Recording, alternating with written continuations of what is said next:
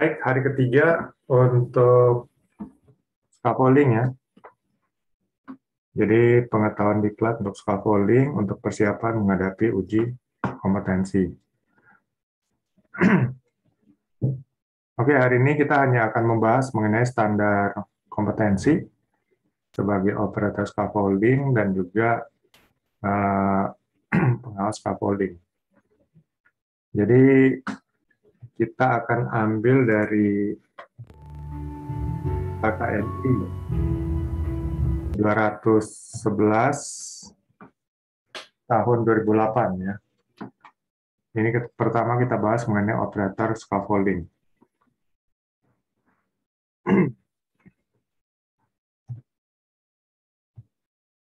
Nah, kalau di standar BNSP, jadi itu nanti ada kode unitnya, ya, kode unit ini. Kemudian ada judul unit, baru ada deskripsi unit. Nah, satu skema dalam hal ini contohnya skema operator scaffolding. Satu skema itu mungkin bisa terdiri dari beberapa unit kompetensi. Jadi unit kompetensi itu menggambarkan kompetensi apa ya yang perlu dikuasai. Jadi kalau ada 6 unit kompetensi, berarti ada 6 kompetensi yang perlu dikuasai. Nah, masing-masing unit kompetensi ini dijelaskan dalam elemen-elemen kompetensi. Jadi elemen kompetensi ini adalah bagian dari unit kompetensi ini. Lalu untuk memahami elemen kompetensi, nanti lihat kriteria unjuk kerjanya. Jadi yang perlu dikuasai oleh Bapak-Bapak sekalian adalah ya keseluruhan unit kompetensi ini ya, baik yang terdiri dari elemen-elemen kompetensinya maupun penjelasannya dalam kriteria unjuk kerja. Jadi kriteria unjuk kerja ini adalah standar dari elemen kompetensi itu sehingga dapat dikatakan kompeten. Ya. Nah, nanti mungkin asesor akan mengambil atau membuat pertanyaan mungkin secara general ya, dari unit kompetensi ini, jadi penjelasan secara menyeluruh. Ya, berarti itu pertanyaan yang mudah mungkin. Tapi kalau sudah masuk ke elemen kompetensi, mungkin ini akan lebih detail, apalagi kalau nanyanya diambil dari kriteria unjuk kerja. Berarti dia ini akan lebih detail. Jadi mungkin asesor akan nanya, bisa langsung dari kriteria unjuk kerjanya, bisa dari elemen kompetensi, bisa diambil dari unit kompetensi secara general atau secara umum. Nah, nanti kalau jawabannya salah, asesor akan mencari pertanyaan yang lain yang lebih mudah ya untuk unit kompetensi ini. Lalu kalau masih salah, asesor akan berusaha bantu lagi dengan pertanyaan lain yang lebih mudah. Tapi kalau sampai 3 kali kayaknya nggak bisa menjawab atau menjawab dengan salah, mungkin langsung akan dinyatakan BK atau belum kompeten. Jadi kalau ada 6 unit kompetensi, itu 6-6-nya harus kompeten ya, agar dalam skema tersebut Bapak-Bapak dinyatakan kompeten. Kalau ada salah satu yang BK atau belum kompeten, maka keseluruhan skema itu Bapak-Bapak dinyatakan belum kompeten. Jadi contohnya, skema operator scaffolding ini ada 7 unit kompetensi umpamanya. Jadi kalau hanya 6 yang dinyatakan kompeten dan 1 belum kompeten, berarti secara keseluruhan skema ini dinyatakan belum kompeten. Jadi untuk dinyatakan kompeten, ketujuh-tujuhnya ya daripada unit kompetensi itu harus semuanya kompeten. Ya, jadi nggak boleh milih-milih, wah saya kayaknya pengen nguasain unit kompetensi ini aja sama yang ini. Yang lain mungkin nggak begitu penting, nggak bisa. Jadi semuanya harus. Ya. Berarti ini seluruh unit kompetensi ini dalam satu skema itu adalah satu kesatuan. Ya. Jadi satu belum kompeten, ya secara keseluruhan dinyatakan belum kompeten. Nah, kita lihat nih, untuk skema operator scaffolding. Ini unit kompetensi yang pertama, melaksanakan K3 tempat kerja. Ya, ada 3-4 elemen kompetensi. Lalu unit kompetensi yang kedua melaksanakan komunikasi tempat kerja. Ada 3 ya, 1, 2, 3 elemen kompetensi. Kemudian unit kompetensi yang ketiga membaca gambar kerja scaffolding. Ada 3 elemen kompetensi. Unit kompetensi yang keempat memilih jenis bahan sesuai gambar. Ada 4 ya, elemen kompetensi. Lalu yang kelima memasang scaffolding di tempat kerja. Ada 4 elemen kompetensi. Yang keenam membongkar scaffolding di tempat kerja. Ada 3 elemen kompetensi. Yang ketujuh mempersiapkan lokasi penempatan scaffolding. Ada 3 elemen kompetensi. Ya, jadi untuk skema operator scaffolding ada 7 unit kompetensi. Jadi 7-7 itu harus dinyatakan kompeten karena akan diuji per unit kompetensi ini ya.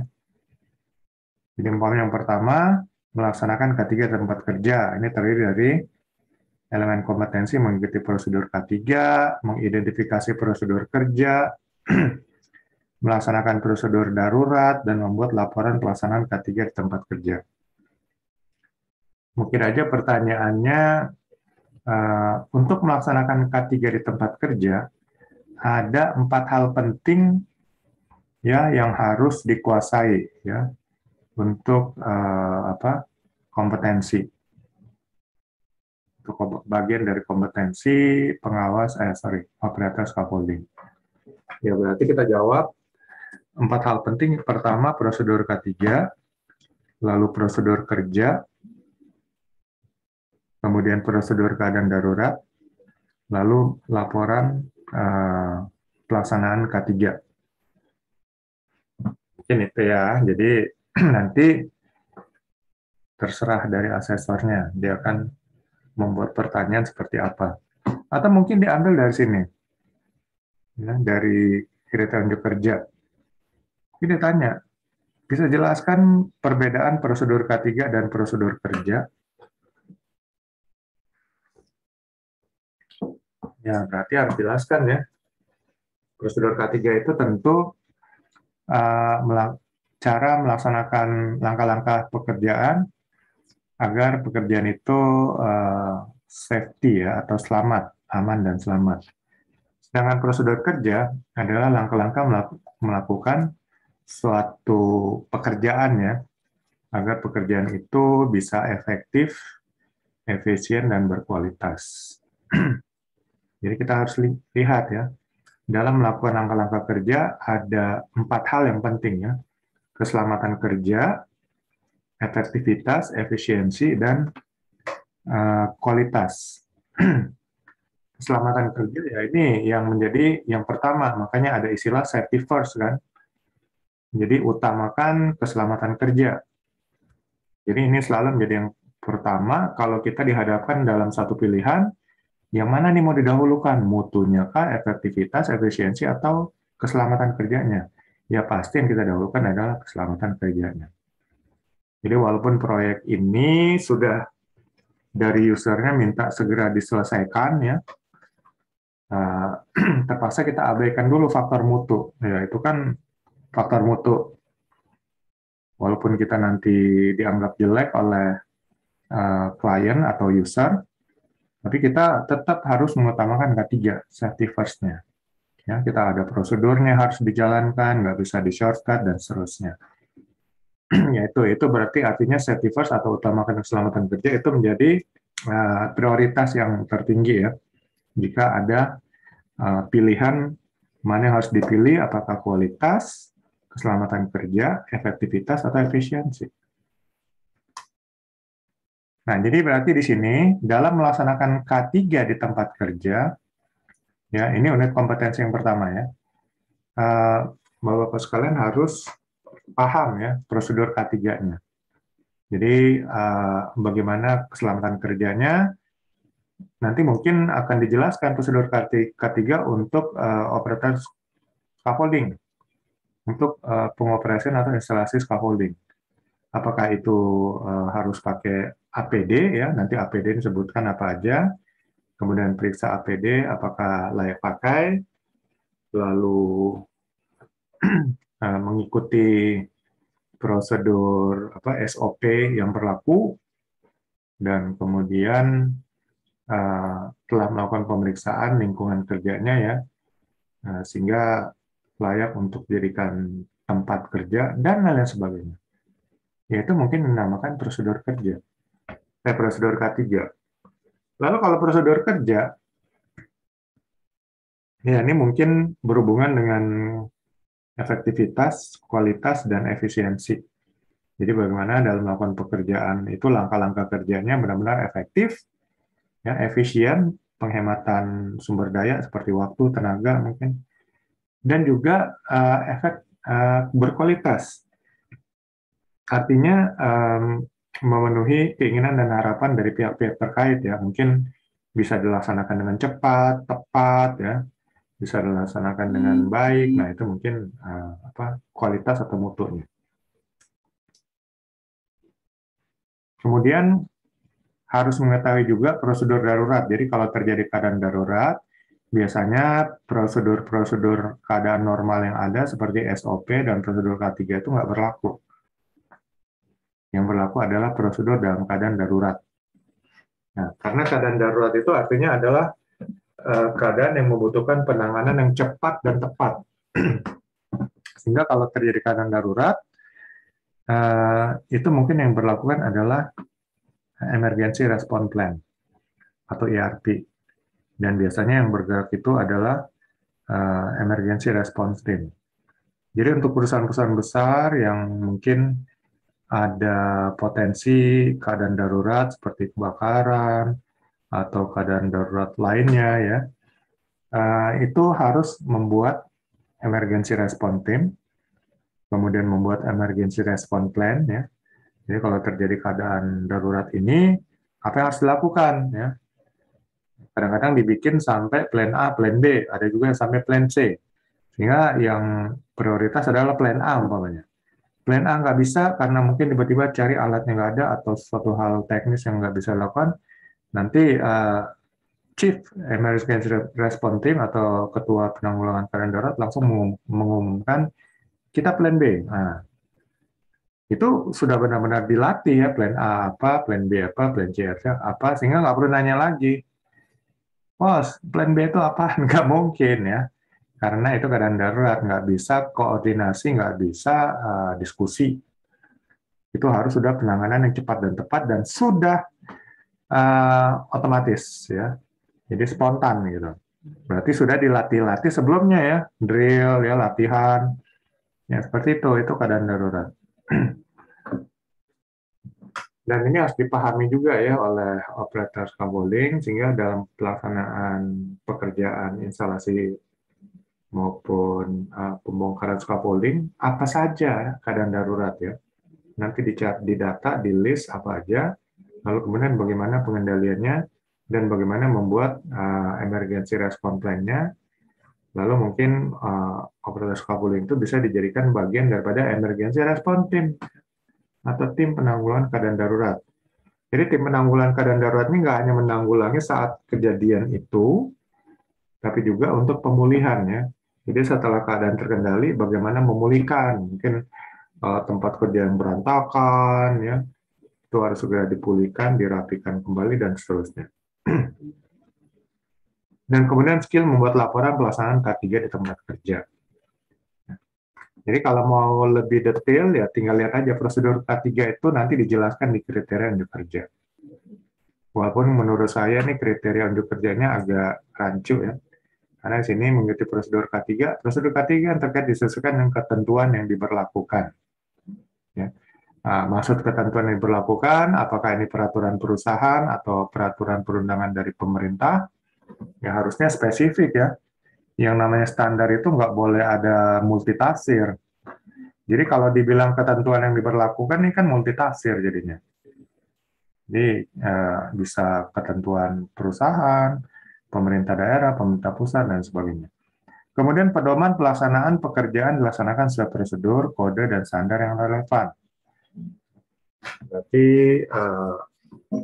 itu diambil juga kode-kode standar-standar ya.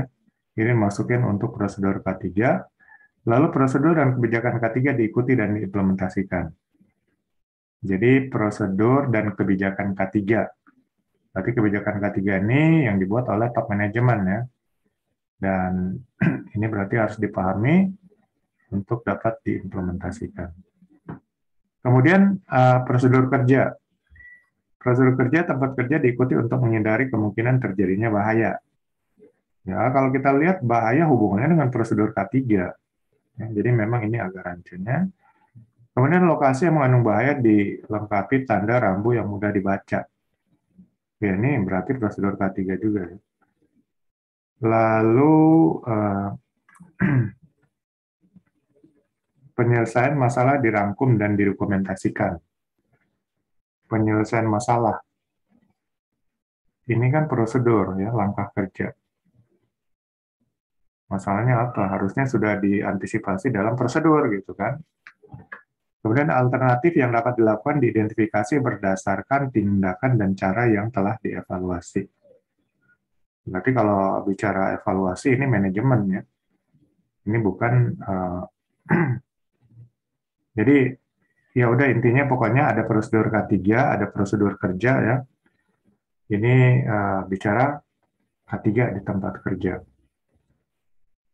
Apakah ini maksudnya checklist K3, jadi harus ada APD, harus ada prosedurnya, harus ada apa hasil inspeksi dan sebagainya. Baru ini SOP-nya gitu kan, standar operating procedure.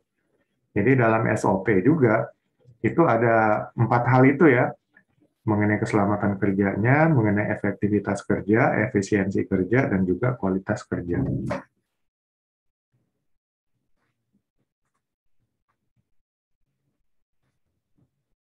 Nah, kemudian laporan pelaksanaan K3 di tempat kerja, ini kalau sudah ada format ya di internal perusahaan itu nanti diisi sesuai dengan format yang ada. Ya, kalau belum ada format, ya segera dibuat formatnya menjadi standar untuk laporan ya pelaksanaan K3. Kemudian laporan pelaksanaan K3 tempat kerja diverifikasi pejabat yang berwenang. Nah, pejabat yang berwenang ini bisa mungkin top manajemen, bisa pengawas, dan sebagainya. Ya, nanti harus ditentukan di perusahaan siapa yang pejabat yang berwenang. Lalu kemudian laporannya, apakah hanya pejabat yang berwenang atau ke pihak-pihak lainnya, ya nanti ditentukan dengan sesuai dengan SOP yang dibuat oleh perusahaan ya. Jadi nanti itu yang berlaku aturannya dalam membuat laporan pelaksanaan K3 di tempat kerja. Ini unit kompetensi yang pertama. Kemudian unit kompetensi yang kedua, ya, melaksanakan komunikasi di tempat kerja. Jadi ini bicara komunikasi. Kemarin saya sudah bahas komunikasi itu sangat penting, karena miskomunikasi, komunikasi yang salah tafsir, komunikasi yang tidak tepat, itu dapat menimbulkan masalah baru dan juga dapat menimbulkan kecelakaan kerja. Kita lihat banyak kecelakaan kerja di dunia yang skalanya besar, itu sebenarnya dimulai dari kesalahan komunikasi. Jadi hati-hati dengan komunikasi. Makanya kemarin saya bilang dalam berkomunikasi itu minta feedback, ya. Atau kalau kita nggak diminta feedback, kita yang memberikan feedback, ya. Lalu kalau feedbacknya salah, mungkin bisa dibenerin oleh komunikator, dan kemudian kalau sudah benar, dia akan menyatakan itu benar. Nah, kalau sudah benar, kita konfirmasi lagi, ulangi lagi. Jadi itu komunikasi yang benar, sehingga meminimalisir salah dengar, ya, salah ucap, dan kemudian salah tafsir. Nah, untuk komunikasi ini ada buat prosedur komunikasi. Ya, nanti dibuatlah prosedur komunikasi agar bisa dilaksanakan komunikasi yang efektif ya di tempat kerja. Lalu kemudian di sini operator scaffolding diharapkan bisa melaksanakan informasi-informasi. Jadi informasi ini adalah bagian dari komunikasi ya. Jadi komunikasi ini bisa berupa informasi ya, bisa berupa perintah, bisa berupa pertanyaan, bisa berupa permintaan dan seterusnya. Jadi kalau melaksanakan informasi berarti ini berupa perintah. Ya. Perintah yang sudah ada informasi penjelasan dan ini harus dilaksanakan. Dan ini ya, jadi dalam melaksanakan informasi juga, kalau belum ngerti ini benar-benar tanyakan sampai benar-benar konfirmasinya tepat. Jangan sampai nanti salah menafsirkan, salah mendengar, lupa dan lain sebagainya. Ini yang tidak diinginkan ya. Itu yang kelemahan-kelemahan dari komunikasi yang tidak efektif. Lalu setelah itu komunikasi juga buat laporan. Jadi seperti umpamanya dapat perintah order untuk satu perintah kerja, ya ini dilaporkan nanti hasil pelaksanaannya. Ya, membuat laporan pelaksanaan komunikasi tempat kerja. Ya itu lebih kurang. Cuman kalau mau lebih detail, ya tinggal dilihat kriteria unjuk kerjanya. Memilih prosedur komunikasi. Teknik komunikasi yang tepat dapat dipilih melalui telepon, tatap muka, kode, laporan tertulis, dan sketsa atau gambar. Jadi yang namanya komunikasi banyak ya, bahkan sebuah gambar juga itu bagian dari komunikasi. Atau kode-kode ya, apakah kode-kode tangan, kode-kode tubuh, dan sebagainya. Sebenarnya kita juga bisa lihat kalau orang udah marah itu mukanya biasanya merah, ya, raut mulutnya itu agak ke bawah gitu kan, terus matanya membesar. Itu sebenarnya bagian daripada komunikasi. Wah, ini orang udah marah, udah jadi pancing-pancing lagi kemarahan gitu kan. Jadi ya itu bagian komunikasi ya. Sehingga kita kalau ahli dalam komunikasi, kita dapat menjadi pribadi yang menyenangkan. Sehingga kalau orang udah marah ya mungkin kita akan meredam suasana yang panas ya menjadi dingin kembali. Kalau orang senang ya kita puji ya kita tambah lagi puji sampai mabok kesenangan ya. Jadi itu teknik komunikasi sangat penting dan kita harus tahu, dan makanya perlu di sini bikin prosedur komunikasi sehingga komunikasi tempat kerja itu selalu efektif ya dan efisien.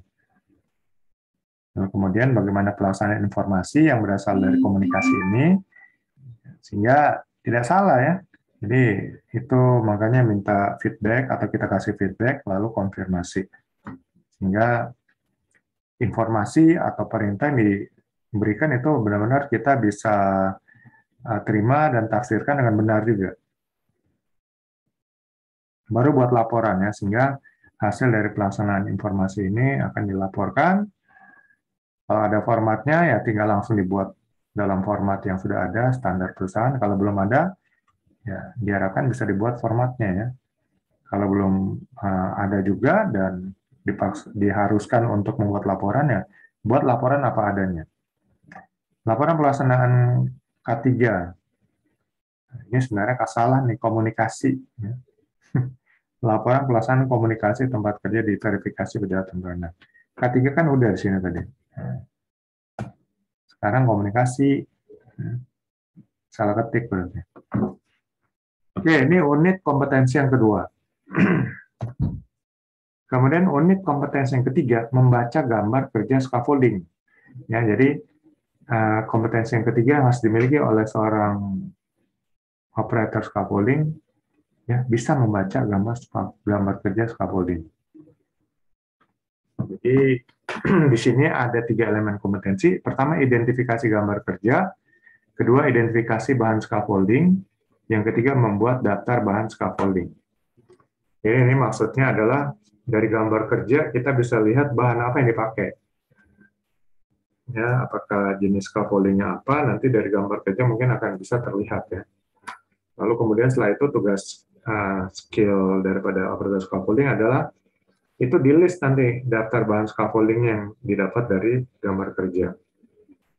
Sehingga bisa terlihat ya berapa kebutuhan pipa, panjang pipa berapa, lalu berapa kebutuhan bahan-bahan lainnya. Nah ini semua nanti tinggal di order, apakah di rental atau dibeli dan sebagainya. Semua nanti adalah decision dari manajemen. Kalau kita baca lebih detail kriteria unjuk kerjanya, saat identifikasi gambar kerja, ini gambar kerja diamati ukuran maupun skalanya dengan teliti. Jadi yang penting adalah skala ya, sehingga kita bisa tahu berapa panjang ya 1 cm itu dalam kondisi sebenarnya. Contohnya 1:100, berarti 1 cm di gambar itu sama dengan 100 cm di keadaan yang sebenarnya. Itu kalau 1:100. Kalau 1:1 juta, berarti 1 cm di gambar sama dengan 1 juta cm di keadaan sebenarnya.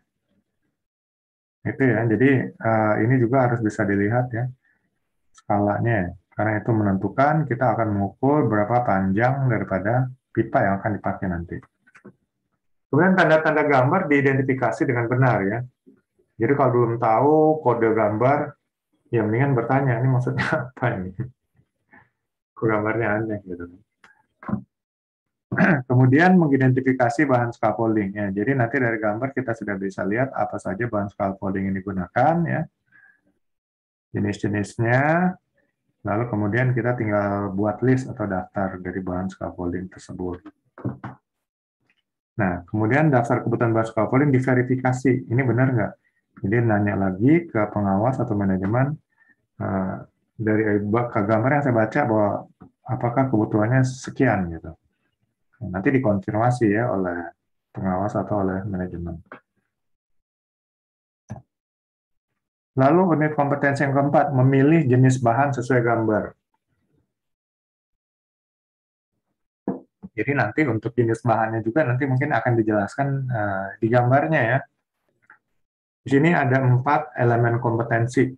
Pertama, membedakan jenis scaffolding. Yang kedua, membuat tabel persyaratan umum untuk semua jenis scaffolding. Lalu yang ketiga, memilih perlengkapan pengikat. Yang keempat, membuat daftar bahan perlengkapan scaffolding. Ya, jadi unit kompetensi keempat ini memilih jenis bahan sesuai gambar. Dari gambar bisa dibedakan lah nanti jenis scaffoldingnya ya. Ini dijelaskan sini juga. Jenis-jenis bahan scaffolding dipilih sesuai kebutuhan. Jadi kebutuhannya apakah scaffolding yang tinggi ya, tentu jenis bahannya berbeda daripada kita hanya pakai scaffolding yang ukurannya rendah gitu. Kemudian jenis bahan scaffolding dibedakan menurut bentuk dan ukurannya. Nah, jadi nanti mungkin antara standar ya ukurannya tentunya berbeda kan. Jadi standar, ledger, transformnya itu akan berbeda. Sehingga itu nanti akan dipisah-pisahkan. Ya. Jadi standar sendiri, kemudian ledger sendiri, dan kemudian transform sendiri. Ini pisah-pisahkan ya sesuai bentuk dan ukurannya. Kemudian membuat tabel persyaratan umum untuk semua jenis scaffolding. Jadi umpamanya scaffolding independen yang akan dibangun, berapa B dan sebagainya itu nanti dilihat ya persyaratannya seperti apa. Untuk yang tipe heavy ya, nanti berapa panjang ledgernya, berapa panjang standarnya, itu semuanya yang akan dijelaskan. Jadi tentukan dulu ya jenis scaffolding apa yang akan dibangun, apakah jenis yang heavy untuk berat ya, atau menengah, medium, atau yang ringan. Sehingga bisa diketahui ukurannya dari pipanya terutama. Di sini kriteria pembenahan diidentifikasi sesuai kelas muatan. Ya. Beban maksimum setiap B disesuaikan aturan yang disyaratkan. Hasil identifikasi dimasukkan dalam tabel sesuai format yang tersedia. Jadi kemarin kita sudah bahas ya, untuk yang tipe ringan, tipe medium, dan tipe berat. Nah, tipe berat umpamanya 675 kilo maksimalnya, ini berarti harus dihitung ya, berapa panjang ya sesuai dengan standar yang kemarin kita bicarakan, berapa panjang transformnya, berapa panjang ledgernya ya, lalu tinggi dari standarnya.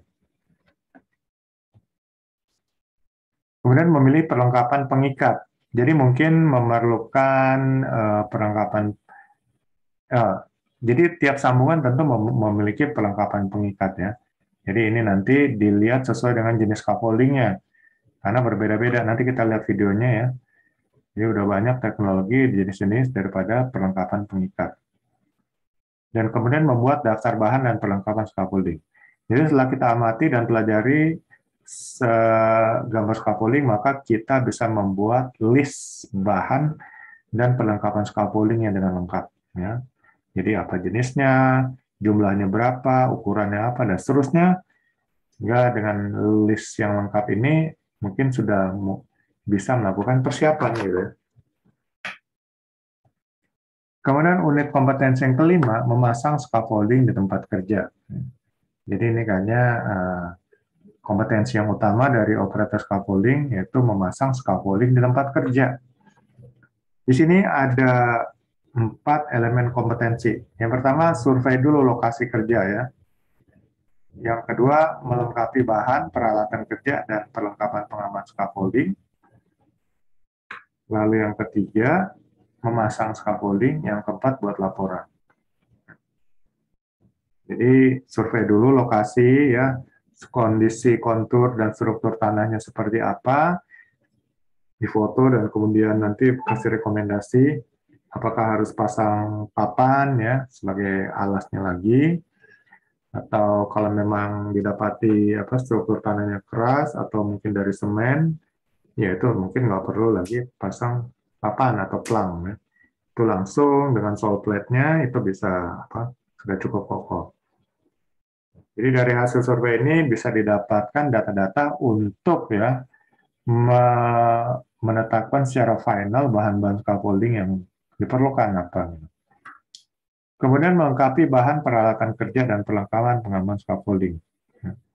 Jadi nanti dilengkapi bahan-bahannya, gambar sesuai dengan dari gambar yang sudah di list, dan juga hasil survei lokasi. Baru scaffolding lah dipasang ya. Di sini mengacu kepada SOP, Standar Operating Procedure. Jadi jangan sekali-sekali shortcut atau tidak sesuai ya pelaksanaannya dengan SOP atau Standar Operating Procedure. Posisi dan tempat kedudukan scaffolding diperiksa dalam arah vertikal dan horizontal. Jadi kembali di water pass ya untuk melihat ya apakah sudah rata atau dalam ketinggiannya nggak miring ya.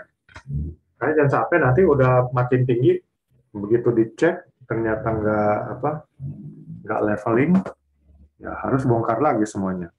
Jadi mendingan setiap pasang satu bay itu semua diperiksa lagi. Kemudian setelah itu membuat laporan. Jadi setiap unit kompetensi kayaknya harus ada kompetensi buat laporan ya. Jadi hasil pemasukan scaffolding dilaporkan, pelaporan pemasukan scaffolding diverifikasi. Jadi apakah formatnya ditentukan? Kalau nggak ditentukan ya silakan buat sesuai dengan apa yang dianggap perlu oleh operator scaffolding ya. Jadi hendaknya laporan itu informasinya lengkap dan jelas ya dan simpel. Lalu unit kompetensi yang keenam, membongkar scaffolding. Jadi setelah dipasang, digunakan oleh user, selesai user gunakan, maka scaffolding dibongkar kembali ya. Karena ini adalah struktur bangunan yang temporer, bukan permanen.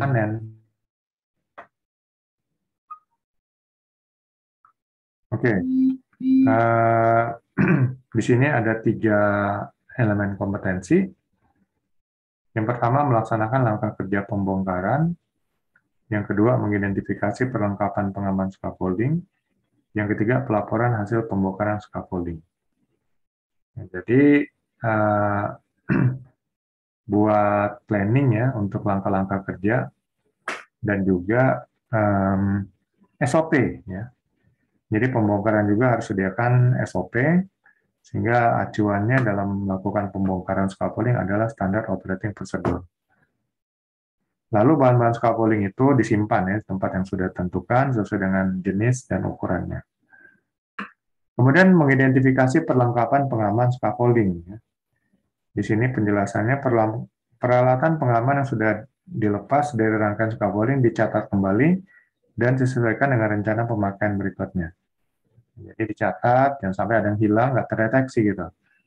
Kemudian peralatan pengaman yang sudah lepas dari rangkaian scaffolding ditempatkan pada tempat yang aman. Ya, nanti peralatan pengaman dan bahan scaffolding semuanya digabung, dipisah-pisah, cuman di area tempat penyimpanannya. Ya. Ya, nanti mudah untuk dimobilisir kembali. Kemudian pelaporan hasil pembongkaran scaffolding. Jadi buat juga laporan hasil pembongkaran scaffolding ya. Kapan waktunya dan kemudian di mana tempatnya, siapa yang mengerjakannya dan bagaimana hasilnya dan sebagainya itu nanti dibuat laporan. Nanti pelaporan pembongkaran scaffolding diverifikasi ya. Nah, nanti siapa yang verifikasi, apakah laporan sudah benar, sudah sesuai, itu mungkin silakan ditunjuk gitu. Lalu unit kompetensi yang ketujuh ya untuk skema operator scaffolding, mempersiapkan lokasi penempatan scaffolding. Ya, jadi nanti untuk instalasi scaffoldingnya, tempatnya ini benar-benar sudah disurvei ya, sehingga di sini ada 3 elemen kompetensi, mengetahui kondisi lokasi ya. Jadi data-data lokasi diidentifikasi, dicatat, dan didokumentasikan. Lalu peralatan untuk penyempurnaan lokasi dipersiapkan sesuai penggunaannya. Dan kemudian melaksanakan penaatan lokasi. Jadi mungkin lokasinya ada aturan-aturan tertentu, ya ikutin aja ya aturan-aturannya. Di sini penyempurnaan kondisi lokasi dilaksanakan sesuai peraturan daerah setempat. Ya. Jadi ada regulasi mungkin, ya ikutin aturan dan regulasi daerah setempat. Posisi landasan tiang scaffolding diatur kepadatannya. Nanti apakah kalau tanah gembur mungkin perlu dipadatkan dan seterusnya. Kestabilan struktur diatur sesuai dengan prosedur yang benar. Jadi kalau seandainya ya strukturnya itu nggak stabil ya, berbukit-bukit ya, tanahnya nggak rata, itu nanti distabilkan ya, distabilkan sesuai prosedur yang benar, sesuai aturan yang ada, sehingga bisalah untuk penempatan scaffolding tersebut. Lalu setelah itu buat laporan juga lagi ya. Laporan lokasi penempatan scaffolding. Ya, ini unit kompetensi yang terakhir ya, yang ketujuh. Jadi benar-benar ada 7 unit kompetensi untuk operator scaffolding.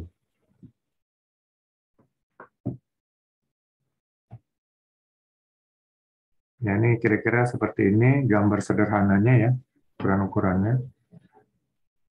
Kalau gambar yang lebih lengkap mungkin ada jenis bahannya dan sebagainya. Atau seperti ini. Atau seperti ini.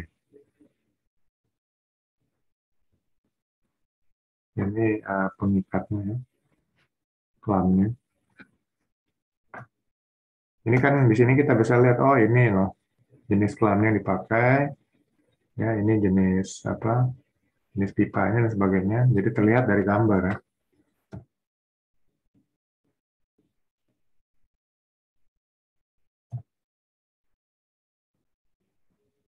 Jadi ada yang juga punya apa, katalog partnya ya. Jadi kalau memang nggak dijual ke pasaran, kita mungkin perlu pesan. Ya. Seperti ini bagian-bagiannya mungkin ya. Ada tangga, ada main frame, ladder frame, joint pin, cross brace, catwalk, U-head, roda, pipe support, lock pin, jack base, clamp. Ya, ini part daripada scaffolding. Oke, itu tadi SKKNI ya. SKKNI itu Standar Kompetensi Kerja Nasional Indonesia. Jadi suatu standar yang sudah ditetapkan, disetujui oleh BNSP untuk suatu profesi atau jabatan tertentu. Dalam hal ini SKKNI 211 tahun 2008 tadi Itu tadi untuk operator scaffolding. Lalu di SKKN yang sama, SKKN 211 tahun 2008, ini ada juga tentang pengawas scaffolding. Ya. Ini kita review untuk pengawas scaffolding. Jadi ada yang sudah ada di operator, ada juga di pengawas. Ya. Kalau pengawas scaffolding ada 10 elemen kompetensi dan 10 unit kompetensi. Nah ini sama tadi ya di operator scaffolding ada juga ya melaksanakan K3 di tempat kerja. Kemudian komunikasi juga ada melaksanakan komunikasi tempat kerja. Nah ini yang nggak ada mengatur pelaksanaan K3 tempat kerja. Karena ini pengawas berarti dia mengelola. Ya. Kemudian komunikasi juga diatur oleh pengawas. Ini yang nggak ada di operator scaffolding. Lalu memberikan kontribusi kualitas hasil kerja. Ini juga nggak ada di pengawas, di operator. Kemudian memeriksa gambar kerja scaffolding. Kalau tadi di operator ada juga memeriksa gambar kerja ya. Coba kita lihat. Tadi di operator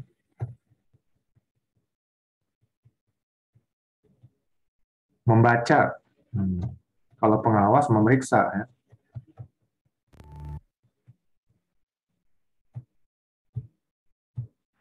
Jadi unit kompetensi yang kelima memberikan kontribusi kualitas hasil kerja, yang keenam memeriksa gambar kerja scaffolding. Kalau operator tadi membaca, kalau pengawas memeriksa.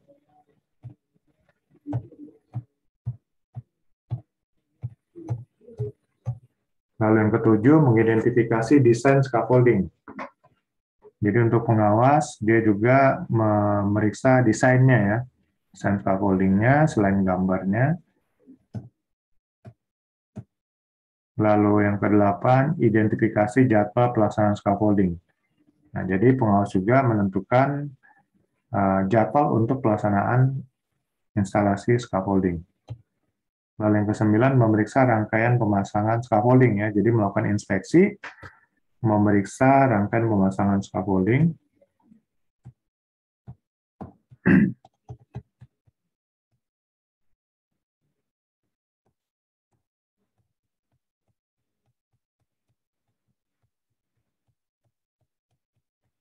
Ya, ini yang ke-10, memeriksa kebenaran dan menyetujui pekerjaan pemasangan scaffolding.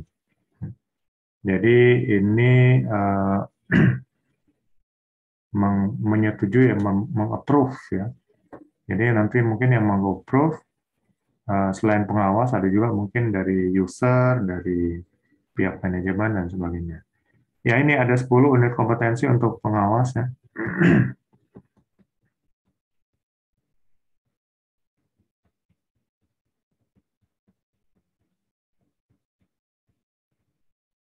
Pertama sama ini tadi di operator ada, ini juga di operator ada. Yang ketiga ini ya, ini nggak ada di operator karena ini pengawas mengatur ya. Jadi pelaksanaan K3 yang sudah dilaksanakan tadi diatur oleh pengawas ya. Di sini pengawas mengidentifikasi pola prosedur ya. Jadi apa aja yang ada dalam prosedur ini diidentifikasi, kemudian mengidentifikasi pelaksanaan K3. Jadi bagaimana nanti pelaksanaan K3 bisa berjalan dengan efektif dan efisien. Pengawas inilah ikut berperan ya. Kemudian mendokumentasi aturan pelaksanaan K3 di tempat kerja. Jadi dengan identifikasi pola prosedur pelaksanaan K3, pengawas bisa membuat aturan ya. Aturan untuk pelaksanaan K3 di tempat kerja. Ya, ini menjadi kompetensi yang ketiga ya. Kompetensi yang ketiga yang harus dimiliki oleh pengawas. Bisa mengelola dan mengatur pelaksanaan K3 di tempat kerja. Lalu kompetensi yang keempat, ini mengatur dan mengelola komunikasi. Ya. Kalau tadi operator hanya pelaksanaan komunikasi, dan sini oleh pengawas diatur ya. Pertama menentukan mungkin sarana komunikasi apa yang akan digunakan ya. Apakah meeting, briefing, WA, kode-kode dan sebagainya nanti pengawas yang atur. Kemudian proses komunikasinya juga ya, bagaimana yang efektif. Nah, ini nanti yang akan diatur oleh pengawas. Lalu bagaimana mendokumentasi aturan pelaksanaan. Jadi buat aturan juga untuk pelaksanaan komunikasi. Ya, apakah aturan itu dalam bentuk SOP ya? Karena tadi untuk operator ada SOP-nya, SOP untuk komunikasi. Jadi di sini eh, pengawas ya yang buat bersama tim atau dari manajemen mungkin yang akan membuat SOP untuk pelaksanaan komunikasi. Lalu unit kompetensi yang kelima memberikan kontribusi kualitas hasil kerja. Jadi kita lihat elemen kompetensinya merencanakan dan mempersiapkan kualitas hasil kerja, mempersiapkan pelaksanaan pekerjaan, membuat laporan kualitas hasil kerja. Jadi di sini pengawas wajib memberikan kontribusi supaya pelaksanaan instalasi scaffolding itu benar-benar berkualitas. Artinya kualitas baik di mata manajemen maupun di mata user yang akan menggunakan scaffolding tersebut. Jadi harus dibuat, pengawas harus membuat perencanaan ya dan persiapan untuk membuat pekerjaan itu berkualitas, lalu pelaksanaan pekerjaan itu benar-benar dilaksanakan sesuai dengan kualitas dan standar yang setelah dibuat ya. Lalu kemudian membuat laporan kualitas hasil kerja. Lalu unit kompetensi yang keenam memeriksa gambar kerja scaffolding. Kalau operator tadi membaca, nah, yang memeriksa adalah pengawas. Jadi pengawas harus mampu memiliki kompetensi untuk melihat gambar kerjanya udah benar atau enggak. Karena sekali pengawas memverifikasi atau menyetujui gambar kerja dan ternyata salah, dia akan bertanggung jawab ya. Dia harus bertanggung jawab, apalagi kalau sampai persetujuan itu menimbulkan kecelakaan kerja. Nah, ini ranahnya sudah lebih jauh ini. Jadi hati-hati ya dalam memeriksa gambar kerja sampai menyetujuinya. Jadi di elemen kompetensi ke-6 ini memeriksa gambar kerja scaffolding ada pertama membaca gambar kerja, kedua menyempurnakan gambar kerja, ketiga memverifikasi.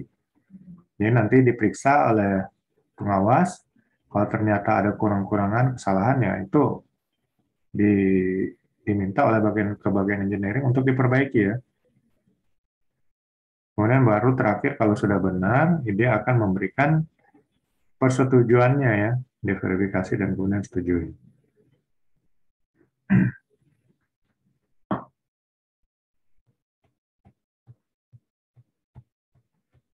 Unit kompetensi yang ketujuh mengidentifikasi desain scaffolding. Jadi setelah itu pengawas melihat ya desain scaffoldingnya dengan menghitung mungkin kekuatan scaffolding, apakah yang heavy atau jenis medium, menengah, dan atau jenis yang ringan. Ini benar-benar diidentifikasi oleh pengawas ya. Perhitungan mekanika pada rangka scaffolding diidentifikasi, perhitungan kekuatan lantai diidentifikasi. Jadi pengawas harus mengecek juga ya lantai landasan dan juga rangka scaffolding yang akan digunakan nanti. Kemudian melaksanakan identifikasi jenis dan jumlah bahan scaffolding. Di sini menentukan juga nanti jenis dan jumlah bahan scaffolding yang sesuai ya, sesuai dengan gambar yang sudah di-approve gitu. Dan terakhir memverifikasi menyetujui desain scaffolding tersebut ya. Jadi setelah dicek akhirnya oke, ini bisa lah untuk yang medium ya. Dan dia tinggal setuju ya. Desain scaffolding yang setuju diidentifikasi dan dokumentasikan sesuai dengan SOP. Desain scaffolding yang sudah setuju digunakan sebagai pedoman pelaksanaan pekerjaan. Ya, ini beban ringan, menengah, ya, ringan maksimal 225 kilo per bay, menengah 450 kilo per bay, berat 650 kilo per bay.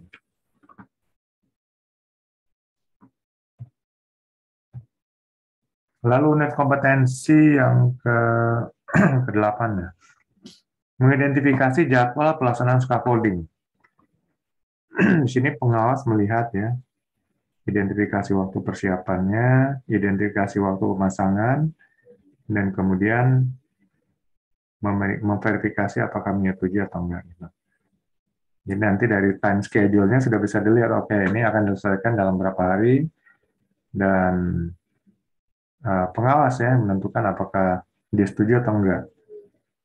Kalau enggak, mungkin dia akan kasih note ya, bahwa ini umpamanya terlalu cepat ya, waktu yang diberikan, atau terlalu lama, dan seterusnya. Jadi kemudian memberi masukan ya untuk jadwal yang tepat. Lalu unit kompetensi yang ke-9, memeriksa rangkaian pemasangan scaffolding. Disinilah tugas pengawas sebagai inspektor ya, memeriksa rangkaian pemasangan scaffolding. Di sini ada 4 elemen kompetensi: melaksanakan pemeriksaan posisi horizontal dan vertikal, melaksanakan pemeriksaan kekuatan scaffolding, melaksanakan pemeriksaan keamanan penggunaan scaffolding, dan verifikasi menyetujui rangkaian pemasangan scaffolding. Jadi diperiksa ya, apakah sudah lurus horizontal dan vertikalnya, dan sampai ada kemiringan, dipakai water pass ya. Kemudian kekuatan scaffolding ya, nanti diperiksa titik sambungan apakah sudah kuat, lalu kemudian lantai ya, lantai fondasi dan juga tangga scaffolding diperiksa. Jadi jangan sampai mungkin nanti operator sudah pasang ada baut yang belum kencang, itu akan mengurangi kekuatannya. Kemudian keamanan penggunaan scaffolding ya. Jadi lihat di mana aja keamanannya, apakah guardrailnya ada ya, tempat lifeline-nya dan sebagainya, two-board-nya ada dan sebagainya. Jadi cek semuanya. Dan terakhir, kalau pengawas sudah yakin ya ini aman, dia akan verifikasi dan setujui rangkaian pemasangan scaffolding.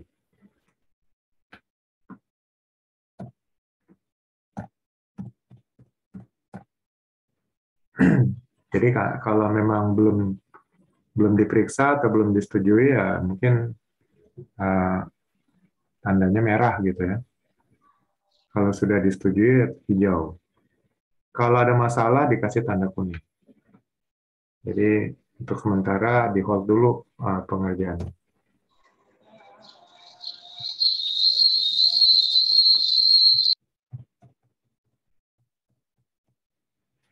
Lalu unit kompetensi yang ke-10 atau yang terakhir untuk pengawas scaffolding, memeriksa kebenaran dan menyetujui pekerjaan pemasangan scaffolding.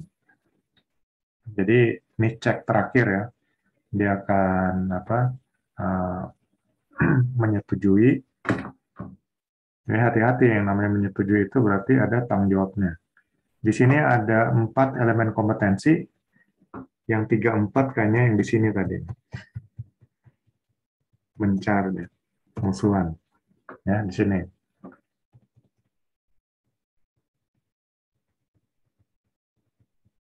Oke, yang pertama menyediakan alat pemeriksaan scaffolding ya. Jadi jenis peralatan pemeriksa kebenaran pemasangan scaffolding dipilih sesuai fungsinya. Jadi peralatan-peralatan untuk benar-benar seperti water pass segala macam, ini kembali dia akan cek untuk memeriksa scaffoldingnya, lalu melaksanakan pemeriksaan pemasangan scaffolding. Dia akan cek sambungan-sambungannya, ya, kekuatannya, strukturnya, dan sebagainya. Dan kemudian yang ketiga, mengambil keputusan hasil pemasangan scaffolding. Ya, scaffolding yang terpasang diperiksa kesesuaiannya terhadap gambar rencana, apakah sudah sesuai dengan gambar. Lalu pemasangan scaffolding tidak sesuai gambar diarahkan pembetulannya, ya. Jadi diperbaiki dulu sebelum di approve. Dan hasil pemasangan scaffolding sudah memenuhi standar direkomendasikan untuk digunakan sesuai kegunaannya. Jadi akhirnya kalau yang sudah benar diverifikasi, sudah verifikasi dengan benar, disetujui ya pekerjaan pemasangan scaffolding. Pekerjaan pemasangan scaffolding yang disetujui diidentifikasi dan didokumentasikan sesuai dengan SOP ya, yang tertera dalam SOP.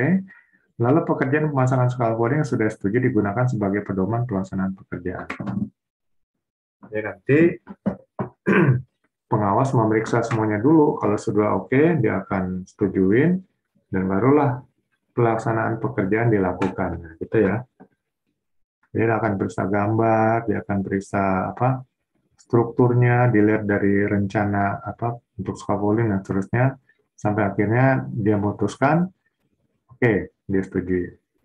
Jadi tanggung jawab daripada pengawas yang berat ya, karena dia akan bertanggung jawab seluruhnya kalau ada apa-apa. Oke, ini semua standar ya, nggak begitu banyak. Jadi ya kan bapak-bapak operator mampu untuk melakukannya. Operator hanya 7 unit kompetensi, pengawas ada 10 ya. Yang sama itu 2, ya, melaksanakan K3 dan melaksanakan komunikasi. Lalu ada tambahan untuk pengawas, ya, mengatur pelaksanaan K3, mengatur pelaksanaan komunikasi. Yang selainnya itu semuanya beda. Jadi di sini ada 8 orang operator dan 1 orang pengawas ya. Oke, kita lihat dulu mungkin gambarannya. Kemarin sudah bicara panjang lebar tentang teori. Jadi kita lihat sendiri 2 video pertama ini nanti bahasa Inggris ya.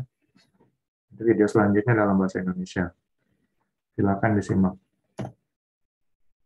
Tied independent scaffolding typically provides access to a building facade and is perhaps the most commonly used type of scaffolding. An independent scaffold consists of 2 rows of vertical tubular members called standards erected parallel to the building. These standards are joined with horizontal longitudinal members called ledgers, connected with right-angle couplers to form the horizontal levels of the scaffold or lifts. The ledgers are in turn connected by transverse horizontal members called transoms fixed above the ledgers with put-lug couplers. These transoms support the working platforms, which are usually formed from scaffold boards. Scaffolding lifts are enclosed with edge protection to prevent operatives and materials falling from the platforms. The edge protection comprises guardrails, usually formed from scaffold tubes, and toe boards, which are usually scaffold boards set on edge between the decking and standards at boarded lifts. The edge protection may be supplemented by other means depending on the nature of the works. Brick guards may be attached to the guardrails to contain bricks and other large objects within the scaffold, and sheeting or debris netting may be attached to the ledgers and guardrails to enclose the full lift height to protect the environment from the effects of the works. In this video, we will look at an independent tube and fitting type scaffolding, widely used worldwide, and explain the common terminology. Prior to erecting a scaffold, the scaffolders should check the ground conditions are adequate. The method of erection with this scaffold is to place the sole boards down on the ground, followed by base plates. The first standard is held upright by one scaffolder, while another attaches a ledger and transom, using right-angle couplers. When secured, this upright will be temporarily freestanding. This process is repeated at all 4 corners of the structure and are fixed together to form a complete square. Other standards can now be installed to the central areas of the structure. This completed section is known as the foot tie or kicker lift. Intermediate transoms are installed to provide central support for the scaffold boards, which the scaffolders will stand on to install the next lift. Transom spacing must not exceed 1.2 meters. The next phase in the sequence is the installation of ledgers for the first lift, and these are secured using right-angle couplers across the whole row of standards on both sides of the structure. The structure is now braced along the plane of the ledger to add rigidity to the uprights. This is achieved by first securing a swivel coupler to the bottom of one upright and another to the area just beneath the ledger on the next upright along. The brace is secured at the bottom and the opposite upright is levelled. The first ledger can now also be levelled. This process is now repeated on the opposite ledger, and the standards are now level and rigid along the plane of both ledgers. A face brace is required at a ratio of 1 in every 6 bays of scaffolding. Transoms are now installed on top of the ledgers using put-log couplers, otherwise known as singles or clips. And the process now begins to level the uprights along the transom plane using ledger bracing. This is achieved in the same method used for the ledgers, and one swivel coupler is secured to the standard just above the footlift and another to the opposite standard just beneath the ledger. The brace is secured into the bottom swivel and the standard is leveled off and the top swivel is secured. The transom is secured at this point with a put-log coupler and the opposite standard is leveled off. Intermediate transoms are now installed for support of the scaffold boards. A single guardrail, known as a scaffolder's guardrail, is now installed at a height of 1 meter above the kicker lift using right-angle couplers, and this will allow them to safely install the guardrail for the first lift using a scaffolder's step. The first lift can now be fully boarded from the safety of the kicker lift. Once all boarding has been installed, a ladder should be installed at an angle of 75 degrees as a safe means of access and should be secured to the structure prior to use. It will be necessary for the ladder to be footed whilst it's being secured. The short-length boards used to create the ladder opening should be secured to prevent displacement. The first activity when accessing the new lift should be the installation of the ladder hatch, followed by the installation of the lower section of the guardrail and all 4 sides of toe boards, working progressively away from the ladder opening. All materials required for the completion of the first lift and erection of the second lift can now be raised and secured safely on the first lift. Any hemping or topping out can now be carried out from within the safe confines of a completed lift. The processes described previously are repeated in the same sequence until the desired scaffold height is achieved. As the height of the scaffold increases, it's important to be aware of the need to move materials in a safe manner, and this may include bags for fittings and rope for other, lengthier components. Another critical consideration as the scaffold height increases is the need for ties or other stability measures, and these should be implemented at the very earliest opportunity during the erection process to ensure scaffold stability and scaffolder safety. Ties will usually comprise of scaffold tubes fastened beneath the ledgers across both sets of standards, which are fastened to drilled anchors secured into the masonry or brickwork. Another method is to attach to steelwork with girder clamps. If anchors and steelwork cannot be used, the scaffold may be tied by other means, and stability rakers are commonly used. These are a very simple concept that effectively increases the minimum base dimension of the structure, thereby increasing the maximum allowable safe height. It should be noted that if rakers are the primary means of ensuring stability, the height of the scaffold cannot exceed 6 meters. Once complete, the scaffold can be inspected, tagged, and handed over. Method of dismantling. All scaffolds must be inspected by a trained scaffolder or inspector prior to dismantling to ensure no additional safety measures are required prior to commencing work. As with erection, those involved in the process should be provided with a method statement, risk assessment, and rescue plan. It is important that full protection is given the highest possible consideration during this process, and the scaffolder's step method should be used wherever possible. The scaffold should be dismantled in a sequential reverse order of the erection process. So this means it should start with the removal of toe boards, working progressively towards the ladder access point. When toe boards have been removed from the top lift, scaffolders should make their way to the lift below, from where they can remove the boards from above. Using the scaffolder's step, they can then remove the top lift guardrail. All materials removed must be passed down in a controlled manner, and they should never be thrown or dropped. Once they arrive at the kicker lift, best practice is to remove each standard individually, leaving each remaining standard on 2 fittings to ensure the ongoing stability of the remaining components. Scaffold must be erected, dismantled, and altered by trained scaffolders only. Scaffolds should be erected under a safe system of work to protect scaffolders from falls, ideally NASC Guidance SG4. Tube and fitting scaffolds should be erected to worldwide best practice, NASC Guidance TG20.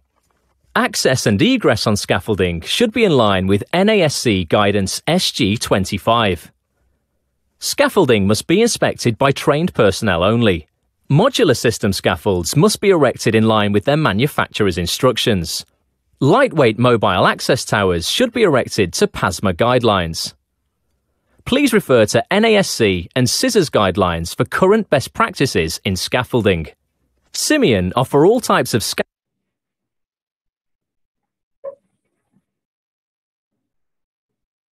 Firstly, the work area should be clearly defined and barricaded off. Signage showing that scaffolding is being erected and is not yet safe for use should be displayed. Before you start, count and check off the various parts against a delivery docket or order to make sure that you have received the correct components. Here, a length of scaffold tube is being vertically lined up with the corner of the eaves. This aligns the scaffolding with the building. The parts for the first lift are laid out to roughly set up the positions of the sole plates. It's easier to place ledges and transoms between two sole plates than to measure. The sole plates are put into place. It's important to make sure the sole plates form a firm foundation. The sole plates are leveled.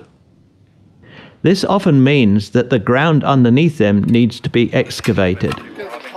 Use the base plate to compact down the sole plate. Now you need to check that the position of the sole plates and the base plates are correct. Careful preparation at this stage means a good foundation for the scaffold.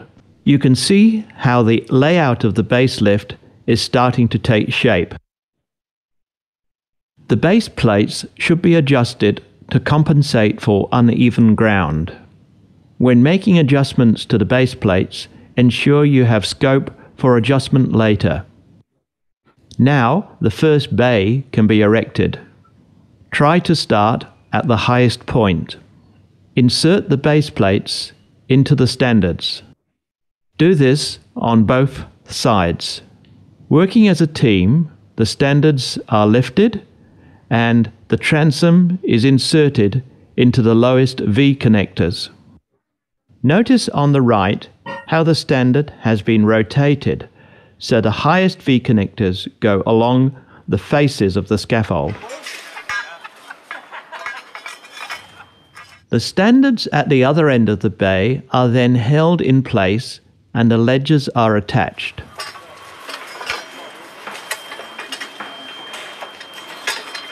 The final transom is inserted linking the standard. This bay is levelled using a spirit level. The level is adjusted using the base plate adjustment. This is completed on all four sides. The distance from the building is now checked and the bay is moved if required. If the bay needs to be moved, use a lever to move the structure rather than manually lifting it. Often the sole plates are not in the perfect place and will need to be adjusted. You then need to check that the bay is square. Do this by measuring the diagonal dimensions of the bay. These measurements should be taken from the inside of each standard. An alternative method to check the square of the bay is to see how the planks align with the transom. As you can see in this case, the bay needs to be adjusted. The pins and wedges are hammered into place. Then the upper transom and ledges are installed and fixed off. This is the first bay completed. We know this bay is level and square. The rest of the scaffold can be built off this first bay. The gap here allows for the hop-up brackets. This is one type of modular scaffolding. Other systems exist, such as cup lock. The rest of the bays for the first lift are now constructed. These need to be leveled and aligned with the building as you are going. If broken or damaged components are found, like this bent wedge, they should be set aside and the hire company informed about the faulty equipment. This lift is planked out to form a working platform to make it easier to add the upper ledges and transoms. An access bay is then erected on the non-working face of the structure. A stairs system will be used inside the bay, providing easy access to the scaffold. The ground in this area is soft, and a larger sole plate is used to distribute the load. The access bay is erected in the same order as the bays in the main run. The transom is attached to a new standard and to an existing standard on the main run. Level the base plates as you go. Because of the slope on this site, the base plates need to be adjusted to quite different levels. The upper transoms and ledges for the access bay are now assembled. At this stage, the first lift for all the bays of the main scaffolding are complete, and now bracing needs to be added. The transverse braces are added to stop the scaffold distorting and swaying. As each lift is added, these usually form a zigzag pattern. The braces fit more easily if two people work together to install them, and the top is attached first. Transverse braces are added to the access bay as well. The stairs can now be lifted into place. These need to be carefully fitted over the transom. The area next to the stairs is then planked out. The return is constructed in the same way as the other bays. Check the level and square again. The ledges are rolled into place so the wedge drops into position. Transverse braces are added to the end of the return scaffold. The main run of the scaffold and the return are then tied together using tube scaffold and right angle couplers. The couplers are normally attached to standards. Couplers are always installed so the tube is supported by the open clamp. The tube is placed in the coupler. The couplers are then tightened. Notice how the spanner is attached with a lanyard. When working at higher lifts, this means that if the scaff spanner falls out of the installer's hand, it will not drop and put other workers at risk. The extra length of the tube is overhanging on the inside of the scaffold. Because this is not a working platform, this doesn't create a risk. For additional strength and safety, check couplers can be used. The longitudinal braces are now added. Braces should be added to every fourth bay. This means the gap between the braces is 3 bays.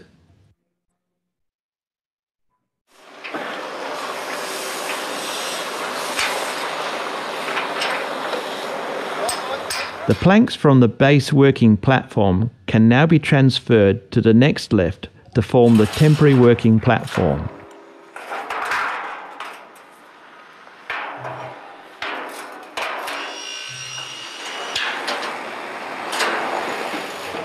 The transom is lifted to provide headroom at the access point to the scaffold.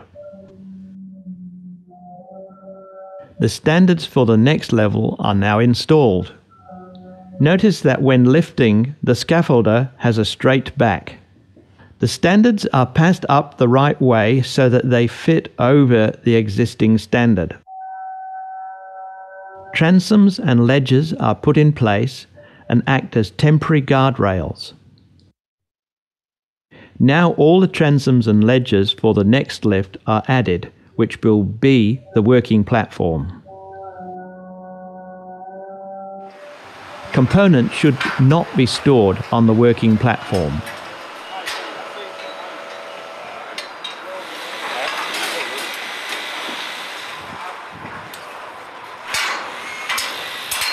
The main run and return need to be tied together. Bracing is added to form the zigzag pattern. The stairs are now lifted into place. The stair handrails should be bolted into place using the holes provided in the handrails and stairs. The planks can now be lifted to the next working platform. As scaffold becomes higher, It often becomes impractical to lift parts by hand, so they need to be lifted using rope. Ledges and transoms are added 500 mm from the work surface to form mid-rails. Another set of ledges and transoms are added 1 meter from the work surface to form the final guardrail for the working platform. The tie between the return and the main run is now added. In this case, the extra length on the tube is made to hang out over the edge of the scaffold. Toe boards are installed by lifting the outer plank and rolling the toe board into place. Toe boards should be fixed to the standards using toe board clamps or wire. This needs to be completed on all ends. The steps up to the access bay are too high to be safe and comfortable. In this case, a step will be constructed from tube, couplers, and a wooden plank. The tubes to support the stair are attached to the standards under the planks using couplers. The tubes need to overhang enough to accommodate the planks that will form the step. The tube at the other side is set up in the same manner. The wooden plank is then added and held in place with check couplers. This step is now at a safe height. The stairs have been installed, however there is not enough head height. The stairs need to be repositioned.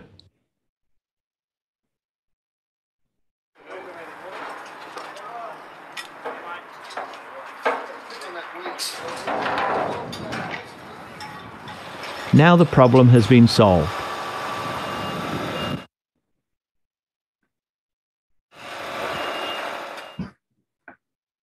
Platform brackets or hop-ups need to be installed to allow a working platform between the scaffold and the building. First, the brackets are installed at each end of the platform.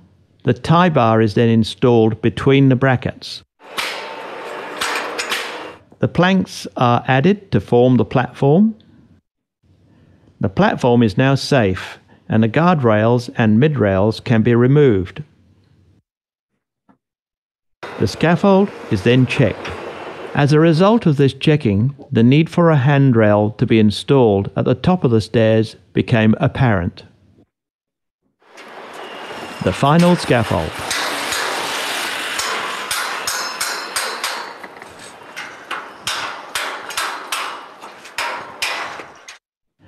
The final inspection and scaffold tag needs to be completed.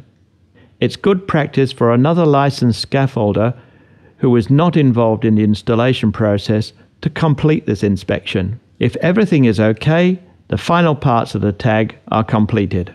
The scaffold tag then needs to be clearly displayed at the access.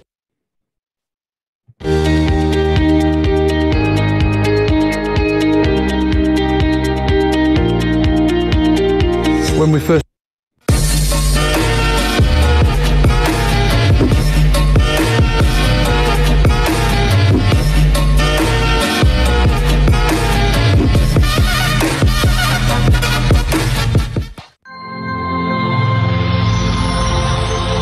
Video ini dipersembahkan oleh Mediatama Academy. Training ketiga, langsung kerja.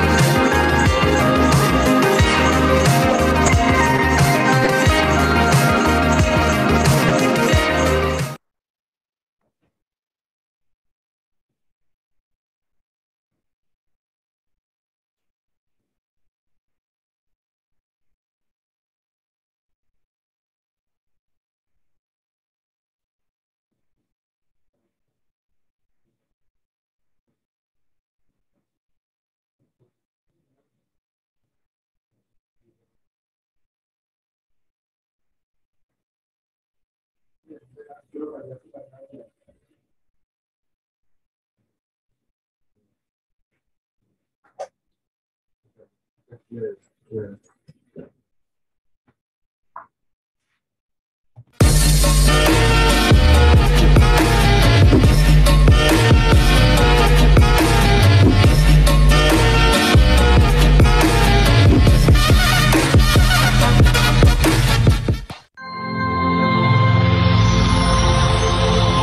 ini dipersembahkan oleh Mediatama Academy.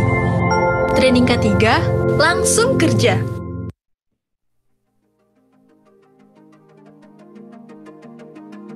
Baik, Assalamualaikum warahmatullahi wabarakatuh. Selamat siang, salam sejahtera buat kita semua. Selamat berjumpa kembali dengan saya, Bambang Usiawan, praktisi dari K3 Perancah atau Scaffolding. Untuk saat ini, saya akan menjelaskan bagaimana prosedur atau tata cara inspeksi perancah baik scaffolding tubular, frame ataupun modular. Ya, sebagaimana prosedur yang sudah disampaikan tadi di kelas, seorang supervisi perancah sebelum melakukan inspeksi, maka ada beberapa syarat yang harus dijalankan. Yang pertama, satu, seorang inspektor perancah atau supervisi perancah dalam melakukan inspeksi harus ada pegangan, dalam hal ini wallpaper, yaitu adalah checklist atau list pemeriksaan perancah dari setiap tipe yang akan diperiksa atau diinspeksi. Ya, bisa gabungan ataupun bisa per setiap jenis dari model checklist pemeriksaan ini. Selain tadi checklist pemeriksaan, dalam pemeriksaan inspektor scaffolding juga harus mempersiapkan ya yang namanya skeptek, dalam hal ini yaitu tagging hijau, di mana tagging hijau ini adalah bukti bahwa scaffolding sudah diperiksa dan sudah dinyatakan aman dan akan siap untuk dipasang pengganti dari tagging merah menjadi tagging hijau. Kemudian selain skeptek juga ada bar atau list pemeriksaan juga sebagai informasi dari kekuatan scaffolding tersebut untuk levelnya atau beban yang boleh ditopangkan di atas lantai kerjanya, maksimum SWL berapa kilogram. Oke, berikutnya seorang inspektor scaffolding atau supervisi perancah dalam melakukan pemeriksaan juga tidak terlepas dari syarat-syarat K3 atau norma-norma K3 yang akan dijalankan, dalam hal ini yaitu alat pelindung diri pribadi, karena dalam pemeriksaan scaffolding pun tidak terlepas dari bahaya-bahaya yang akan muncul, baik dari sisi lingkungan ataupun dari struktur perancah yang akan diperiksa itu sendiri, ya, sehingga maka perlu ada prosedur. Dalam hal ini ya, pemeriksaan APD alat pelindung diri yang digunakan seorang supervisi perancah tetap sama seperti seorang scaffolder, yaitu pertama safety helm, safety shoes, kemudian sarung tangan, kacamata, dan juga baju kerja yang aman. Oke, kemudian seorang supervisi perancah juga tidak terlepas dari alat bantu saat pemeriksaan, yaitu seorang supervisi perancah juga membawa kunci raket ya untuk memeriksakan kekuatan kekencangan dari klem-klem, kemudian water pass sebagai alat bantu ukur pelurusan ataupun kemiringan, dan juga meteran sebagai alat bantu untuk mengukur jarak dari satu pipa ke pipa yang lain ataupun jarak yang standar. Oke.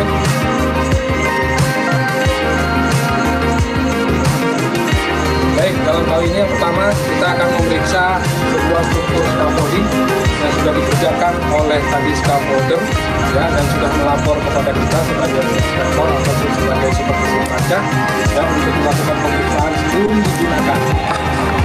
Sebagaimana yang sudah dijelaskan tadi di kelas ya, bahwa kegagalan perancah ada tumbang dan ada ambruk ya. Untuk mencegah tumbang ya, scaffolding adalah melihat dari ketinggian berbanding dengan lebar dari perancah. Untuk itu sebelum kita menaiki, kita melihat perbandingan antara lebar scaffolding ya berbanding dengan ketinggian dari lantai kerja. Nah, dalam hal ini kalau kita lihat di sini ketinggian scaffolding kita adalah 2 meter sampai dengan lantai kerja berbanding dengan lebar dari scaffolding. Seperti yang sudah dijelaskan tadi di kelas bahwa kapan scaffolding harus dikasih outrigger, dikasih angkur ataupun tis ke struktur permanen, atau menggunakan sling kawat baja sebagai pengikat. Nah, dari lihat struktur scaffolding ini di tubular ini, apakah wajib menggunakan ketiga unsur tadi itu, yaitu outrigger, angkur, ataupun sling guy? Apakah sudah memenuhi syarat atau belum? Ya, kalau kita lihat, maka kita harus ukur adalah perkalian dari lebar. Seperti tadi sudah dijelaskan, kalau di indoor adalah 3 kali ukuran terpendek dari lebar scaffolding, kemudian kalau di outdoor adalah 2 kali ukuran terpendek dari scaffolding. Kalau kita lihat di sini adalah outdoor, ya, posisi scaffolding ini berdiri di outdoor, maka perkaliannya atau rumus kestabilannya adalah 2 kali lebar scaffolding. Nah, lebar scaffolding ini adalah lebarnya, kalau kita ukur adalah 1,2 meter, maka outdoor pengalinya adalah 2, maka 2 kali 1,2 maksimum ketinggian yang stabil adalah 2,4 meter. Di sini hanya ketinggian scaffolding sampai lantai kerja itu hanya 2 meter. Ya, maka dinyatakan aman, tidak perlu menggunakan outrigger, menggunakan angkur atau menggunakan sling guy. Maka dari kestabilan scaffolding ini dinyatakan sudah stabil. Jadi kemungkinan untuk tumbang scaffolding sudah tidak ada lagi. Kemudian yang kedua tadi, scaffolding bisa ambruk. Scaffolding ambruk ini faktor penyebabnya adalah struktur kekuatan pengikatan dari klem-klem dan juga dari bracing. Ya, maka yang perlu diperhatikan seorang inspektor pertama adalah kekuatan base slip. Apakah base slip sudah ada bracing? Ya, sudah di bracing semua. Kemudian bracing sudah sesuai dengan ketentuannya, cara pengikatannya ataupun sudutnya, dan juga jarak pengikatan dari persilangan dengan posisi pengikatan bracing. Nah, kalau kita lihat di sini bracing sudah komplit, ada bracing samping posisi 2 dan bracing depan posisi juga 2, dan posisinya pun bersilangan dengan tepat, jadi tidak sejajar ya untuk tubular scaffolding. Jadi kita lihat, tinggal kita melihat kondisi pengecekan dari pengikatan bracing tersebut.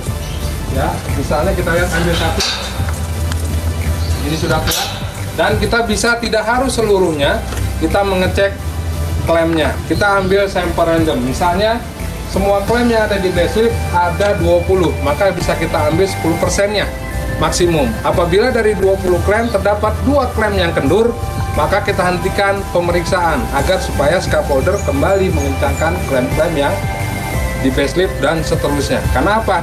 Kondisi di bawah saja kita menemukan 10% klem yang masih kendur, maka kita jangan langsung naik, khawatir malah kita yang menjadi korban atau dari struktur scaffolding yang runtuh ini.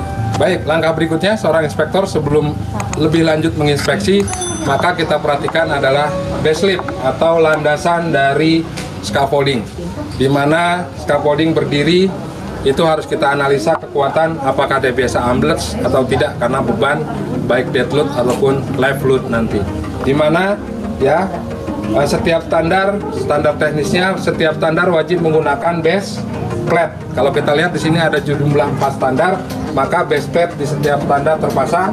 Ya, fungsi base plate adalah satu untuk mencegah slip atau mencegah bergesernya pipa vertikal atau standar ini dari struktur yang berdiri tegak. Ya. Kemudian kalau kita lihat di sini ada selain mencegah amblas adalah kewajiban untuk memasang soulboard. Soulboard ya, kapan soulboard itu wajib dipasang? Apabila scaffolding berdiri di landasan yang tidak stabil seperti pasir, tanah lunak ya ataupun tanah. Nah, kalau kita lihat di sini scaffolding berdiri di atas konkrit atau di atas cor-coran, maka tidak perlu menggunakan soulboard. Baik, setelah kita pastikan tangga sudah terikat dan terpasang dengan benar sesuai dengan standar teknis, maka selanjutnya kita akan menaiki tangga untuk ya pemeriksaan kondisi di lift berikutnya ataupun di lantai kerja. Baik, tahapan berikutnya yaitu kita sudah sampai pada lantai kerja. Maka pemeriksaan yang harus diperhatikan pada saat lantai kerja, pertama adalah pengikatan dari papan ataupun plank yang ada di lantai kerja, kemudian celah yang ada di lantai kerja, sebagaimana yang telah tadi disampaikan. ya di kelas bahwa celah lantai kerja yang diizinkan kalau menurut British adalah 1 cm, sedangkan menurut JIS adalah 2 cm.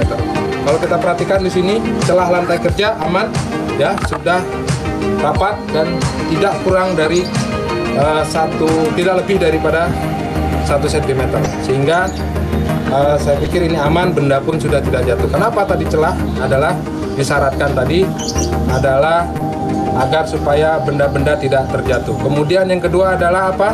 Dipasangnya pagar pengaman, karena sebagaimana syarat yang ada di Permen 1 tahun 80, ketinggian scaffolding lebih dari 2 meter maka wajib dipasang pagar pengaman. Nah, kalau lihat pagar pengaman dari menurut British, syarat lantai kerja yang pagar pengaman itu terdiri dari 3. Yang pertama adalah top rail, yang kedua mid rail, dan yang ketiga adalah two-board. Nah, kalau kita lihat di sini sudah terpasang top rail, mid rail, dan two-board. Tinggal standar ketentuan teknisnya ketinggian daripada top rail. Ya, top rail yang aman adalah ukurannya dari si pekerja pengguna dari scaffolding ini, di mana tinggi top rail minimum tidak kurang dari pinggang, atau kalau mau standarisasi ukuran itu menurut JIS adalah minimum tinggi top rail 90 cm. Kalau kita lihat di sini, maka kita harus lakukan pengukuran ketinggian top rail sampai dengan lantai kerja. Ini ketinggiannya adalah 195 cm atau sampai dengan 100. Jadi saya pikir ini sudah aman dan sesuai dengan standar teknis. Ya, kemudian mid rail yaitu pertengahan atau setengah minimal dari top rail atau kurang lebih 50 cm atau 47 cm. Ya, jadi ini sudah memenuhi syarat baik secara kekuatan, standar teknis, keamanan, dan cara pemasangannya.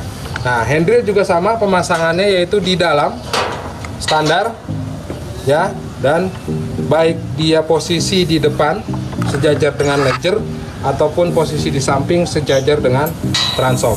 Pemasangannya juga sama, posisi yang sejajar dengan ledger ada di bawah dan posisi yang ada dengan sejajar dengan transom ada di atas.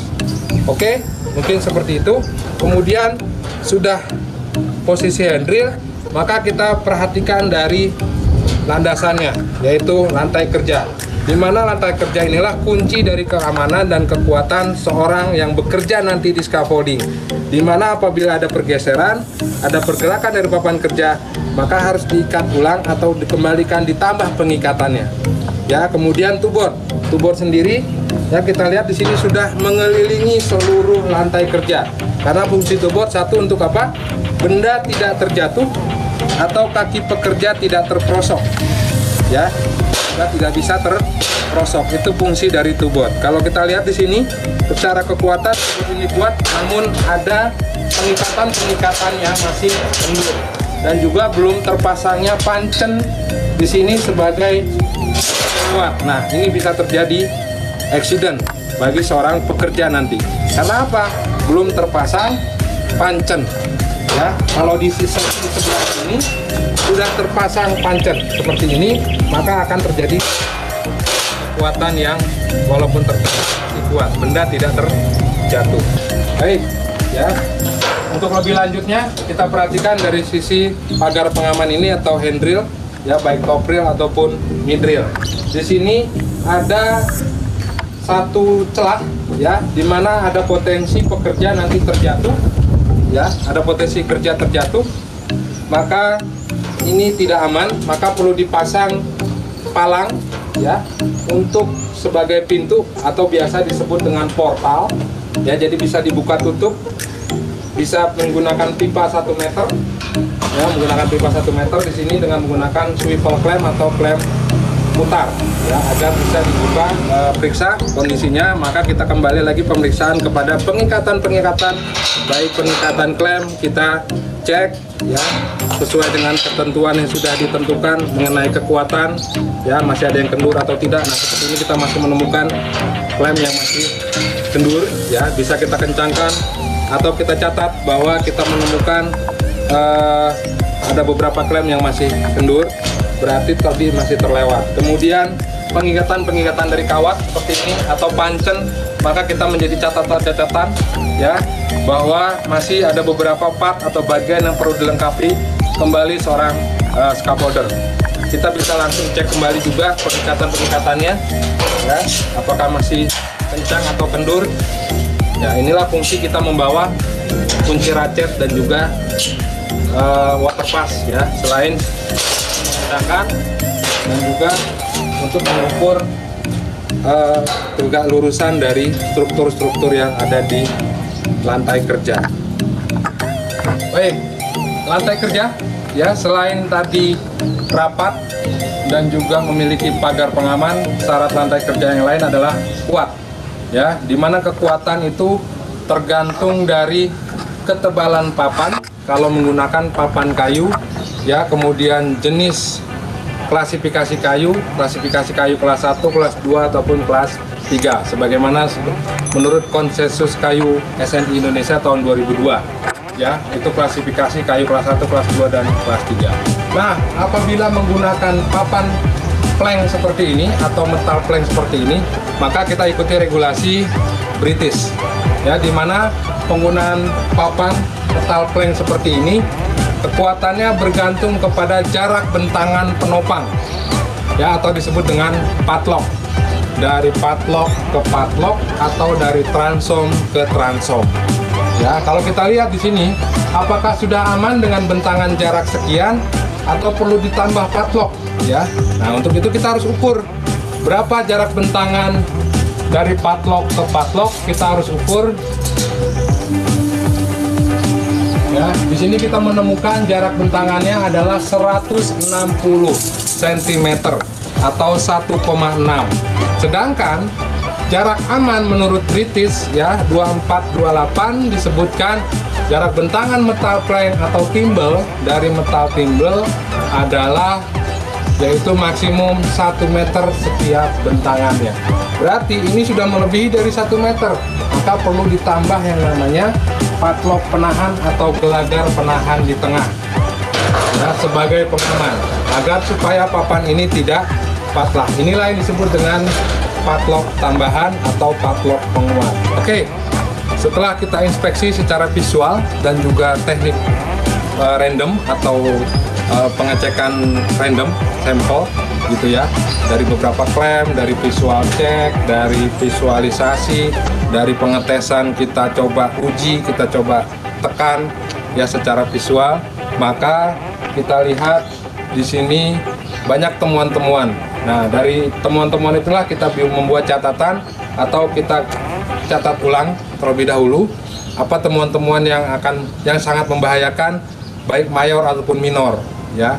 Kalaupun memang kondisinya temuannya mayor ya, maka kita tidak bisa kembali menggunakan atau perlu dirubah kembali, perlu disempurnakan kembali hal-hal yang tadi temuan-temuan mayor tadi. Misalnya apa temuan mayor tadi? Satu, kita menemukan ada bentangan papan yang terlalu jauh, itu termasuk temuan yang mayor sehingga perlu ditambahkan padlock sehingga kita bisa panggil scaffolder untuk menambahkan padlock.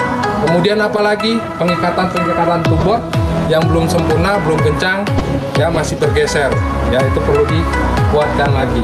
Kemudian masih mengenai stabilitas ya, kalau dari sisi bracing sudah terpasang dengan baik dan sudah komplit, maka sudah bagus. Namun ada beberapa temuan yang perlu kita perbaiki dan perlu diikat, maka harus diikat ulang sebelum kita mengganti tag merah atau kita nyatakan scaffolding ini aman. Baik, setelah kita nyatakan tag hijau ya bahwa scaffolding ini aman, mungkin perlu kita tambahkan informasi kepada si pengguna scaffolding ini mengenai apa beban dan juga informasi-informasi lain baik pemeriksaan, list pemeriksaan, jadwal pemeriksaan, itu perlu dipasang terlebih dahulu juga di scaffolding atau di perancang ini. Karena sebagai informasi bagi si pengguna. Informasi ini tujuannya untuk apa? Adalah informasi mengenai maksimum beban yang boleh dinaikkan ke atas, baik itu orang, peralatan, dan material. ya. Kalaupun memang orangnya ada 3, kita bisa hitung berapa maksimum orang bertiga, apakah scaffolding ini mampu menahan untuk 3 orang dalam kategori ini beban sedang atau hanya beban ringan saja. Sebagaimana telah tadi disampaikan di kelas, kalau scaffolding tubular, ya, pembebanan dibagi menjadi 3 kalau menurut British ataupun Australian Standard. Nah, dalam hal ini kita menggunakan teknik Australian Standard Australia 1576 tahun 92, di mana pembebanan dibagi menjadi 3, ada beban ringan, beban sedang, dan beban berat. Ya, perbedaan beban tadi, karakteristik beban tadi dibedakan oleh apa? Yaitu adalah jarak dari standar ke standar, seperti yang tadi sudah dilihatkan di tabel pembebanan. Ya. Nah, kalau kita lihat di sini, kategori perancah tubular ini masuk kategori beban apa? Ya, maka kita harus ukur, ya, ukur jarak dari standar ke standar atau dari vertikal ke vertikal, di mana perbedaan antara transom dan ledger. Kita lihat, ya, tadi kalau beban ringan di ledger jarak dari tiang ke tiang adalah maksimum 3 meter dan transom 2,4 meter. Itu untuk beban ringan dengan maksimum 225 kg per bay. Nah, untuk beban sedang tadi sudah disampaikan, kalau beban sedang adalah maksimum di ledger jarak dari tiang ke tiang adalah 2,4 kali di transom 1,8. Itu beban sedang. Nah, untuk beban berat, ya, yaitu jarak dari tiang ke tiang di ledger atau di transom adalah di ledger yaitu 1,8 kali di transom 1,2, itu maksimum, dengan maksimum beban yaitu 675 kg per bay. Nah, kalau kita lihat scaffolding ini masuk kategori beban apa? Kita harus ukur. Ya, yang pertama adalah di transom. Ya, di transom bisa kita lihat di sini, bisa lihat ukur dari nut ini. Nah, ini posisi as berarti menuju nut ini.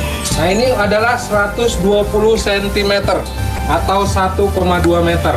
Maka transomnya masuk kategori beban berat. Nah, kalau kita lihat lagi di sini, nah, jarak di transomnya adalah di ledgernya ini 1,6 meter. Ya, maka scaffolding ini masuk kategori beban berat. Maka boleh dibebankan di atas lantai kerja, yaitu 675 kg. Itu sebagai beban hidup. Untuk itu bisa kita beri informasi kepada si pengguna nanti kalau scaffolding ini masuk kategori beban berat, maka bisa kita tulis SWL. Ya, SWL di sini adalah SWL lantai kerja atau platformnya. Karena ini kategori beban berat, maka bisa kita hitung, tulis 675 kg per bay. Ya, jadi tertulis di sini 675 kg per bay. Sehingga artinya apa? Si pengguna scaffolding ini nanti tidak bisa melebihi beban dari 675 saat penggunaan scaffolding.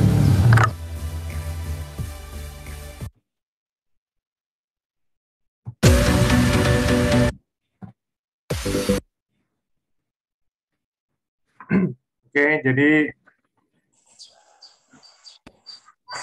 gambaran dari kita selama 3 hari dan mengenai standar dari BNSP ya. Buka video nih.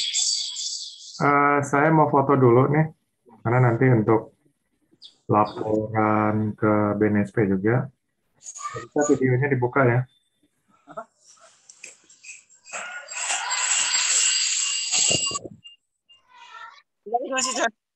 Kamu kasih.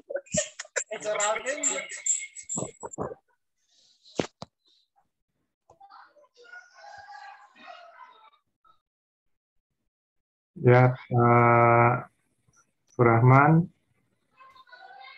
Pak JJ Krisianto, Pak Muhammad Faisal, silakan dibuka.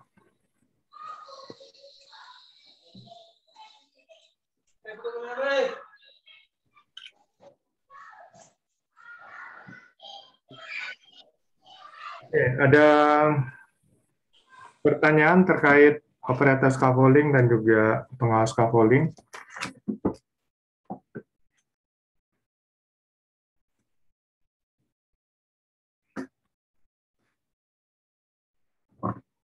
Jadi tinggal ini ya, pre-assessment, yaitu penjelasan tentang peraturan dalam mengikuti uji kompetensi, itu yang wajib diikuti. Dan kemudian nanti kami akan memberitahukan jadwalnya sesuai dengan yang sudah diberikan oleh LSP. Nah, akan diberitahukan lewat grup ya. Kalau selama ini sih, menurut yang ikut dengan kami ya, untuk skala operator maupun pengawas, itu rata-rata semuanya kompeten. Ya, saya harapkan juga Bapak-Bapak yang ikut di sini, semuanya nanti dinyatakan, direkomendasikan kompeten semuanya. Jadi nggak perlu ada yang ngulang gitu. Baik, untuk materi hari ketiga ini sudah selesai. Diharapkan mempelajari lagi ya. Jadi dari tadi standarnya, kan SKK ini saya sudah bagikan juga, bisa dilihat nanti. Kira-kira pertanyaan dari asesor itu apa. Jadi asesor atau penguji itu nggak jauh-jauh daripada standar SKKNI tadi. Apakah diambil dari unit kompetensinya secara general atau lebih detailnya elemen kompetensinya, lalu kriteria unjuk kerjanya. Jadi coba dilihat saja mungkin pertanyaan-pertanyaan dan kemudian siapkan jawaban-jawabannya. Sehingga waktu ditanya nanti sudah siap. Gitu. Tapi yang jelas dengan konsep menggabungkan antara pengalaman dengan pengetahuan diklat, jadi pengalaman Bapak-Bapak juga akan dipertimbangkan ya. Jadi kalaupun pertanyaan-pertanyaan teori jawabnya belepotan, tapi kalau memang bisa membuktikan bahwa sudah pengalaman, mungkin itu tetap dapat dianggap kompeten.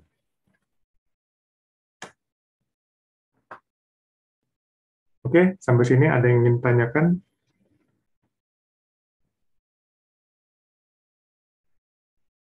Ini Halo, Pak. Ya, silakan, Pak Syahril.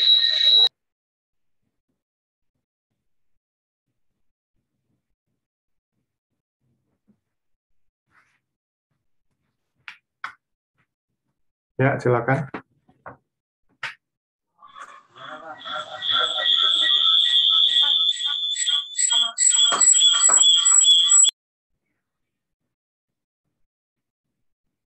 Ada yang ingin tanyakan?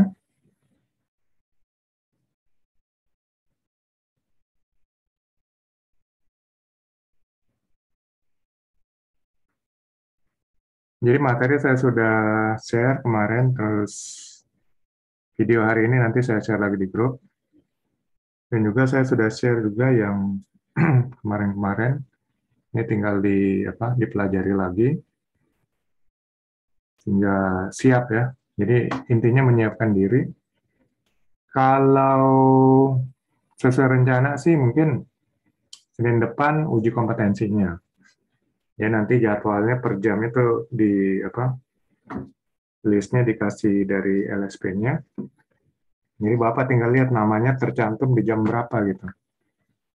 Jadi biasanya mungkin per jam atau per 45 menit itu nanti namanya ya jarak satu orang dengan orang lainnya. Atau mungkin mereka pakai 2 asesor, ya tinggal bagi 2 ya. Jadi mungkin ada jam yang sama tapi dengan asesor yang berbeda. Karena nanti lewat Zoom juga bisa dibagi per room-nya ya, per ruangannya. Biasanya sih uji kompetensi ini antara setengah jam sampai 1 jam. Tapi kalau memang sudah bisa menjawab dengan lancar, seringkali nggak sampai setengah jam juga sudah dinyatakan kompeten gitu ya. Tapi kalau ada yang salah-salah, kemudian dibantu sama asesor kasih pertanyaan yang lebih mudah, nah ini mungkin akan dipertimbangkan lagi ya kompetensinya, sehingga mungkin memerlukan waktu untuk dipelajari lagi ya. Asesor mungkin akan mempelajari latar belakangnya dan kemudian hasil daripada ujian lisannya pada saat tersebut, baru kemudian memutuskan apakah kompeten atau belum kompeten.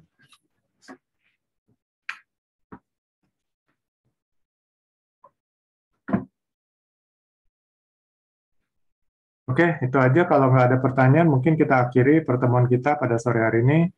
Tinggal pre-assessment ya. Pre-assessment nanti akan dibawakan oleh Mbak Elizabeth.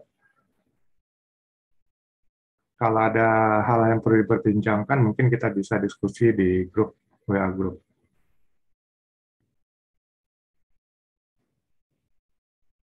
Baik, Bapak dan Ibu sekalian, terima kasih atas perhatiannya, dan salam sehat, serta selamat sore semuanya.